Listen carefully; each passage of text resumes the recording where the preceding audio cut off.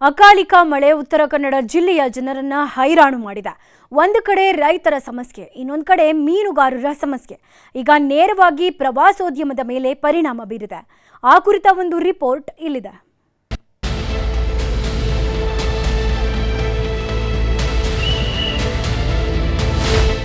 ಉತ್ತರ ಕನ್ನಡ ಜಿಲ್ಲೆಯ ಜನರನ್ನ ಅಕಾಲಿಕ ಮಳೆ ಆರ್ಥಿಕವಾಗಿ ತೀರಾ ಸಂಕಷ್ಟಕ್ಕೆ ದೂಡಿದೆ. ರೈತರು ಬೆಳೆದ ಬೆಳೆ ನೆಲಕಚ್ಚಿದೆ. ಮೀನುಗಾರರು ಮೀನುಗಾರಿಕೆ ಮಾಡಲಾಗದೆ ಕಂಗೆಟ್ಟಿದ್ದಾರೆ. ಇದರ ಜೊತೆಗೆ ಪ್ರವಾಸೋದ್ಯಮದ ಮೇಲೂ ನೇರ ಪರಿಣಾಮ ಬೀರಿದೆ. ಮುರುಡೇಶ್ವರ ಕಡಲ ತೀರದಲ್ಲಿ ಅಲೆಗಳ ಅಬ್ಬರದ ಹಿನ್ನೆಲೆ ಎಲ್ಲ ಜಲಸಾಹಸ ಕ್ರೀಡೆ ಮತ್ತು ಸ್ಕೂಬಾ ಡೈವಿಂಗ್ ಸ್ಥಗಿತ ಮಾಡಲಾಗಿದೆ. ಇದರ ಜೊತೆಗೆ ಕಡಲ ತೀರಕ್ಕೆ ಪ್ರವಾಸಿಗರಿಗೆ ನಿರ್ಬಂಧ ಕೂಡ ಹೇರಲಾಗಿದೆ. ಇದರಿಂದ ಭಾರಿ ನಷ್ಟದ ಜೊತೆಗೆ ಜಿಲ್ಲೆಯಲ್ಲಿ ಎಂಜಾಯ್ ಮಾಡಬೇಕೆಂದು ಬಂದ ಪ್ರವಾಸಿಗರಿಗೆ ಮಳೆ ಎಂಜಾಯ್ಮೆಂಟ್ ಕಸಿದುಕೊಂಡಿದೆ.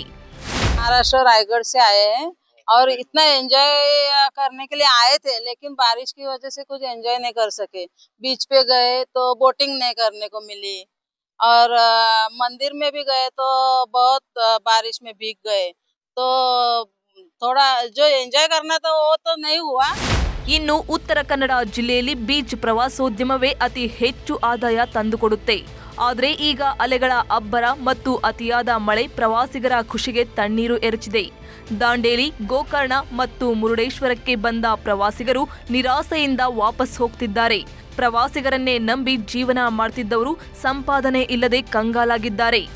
ಒಂದು ವಾರದಿಂದ ಮಳೆ ಸುರಿತಾ ಇರುವುದರಿಂದ ಜನ ಸ್ವಲ್ಪ ಬರುವುದು ಕಮ್ಮಿ ಆಗದೆ, ಬಂದರೂ ನಾವು ನೀರಲ್ಲಿ ಬಿಡುವುದಿಲ್ಲ, ಎಂಜಾಯ್ಮೆಂಟ್ ಇಲ್ಲ, ಬೋಟಿಂಗ್ ಎಲ್ಲ ಸ್ವಲ್ಪ ಬಂದು ಇಟ್ಟಿದ್ದಾರೆ. ಅಲ್ಲೇ ರೆಸ್ಪಾನ್ಸ್ ಕಡಿಮೆ ಆಗದೆ ಮತ್ತೆ ಬರುವುದು ಕಮ್ಮಿ ಆಗ್ಬಿಟ್ಟಾರೆ.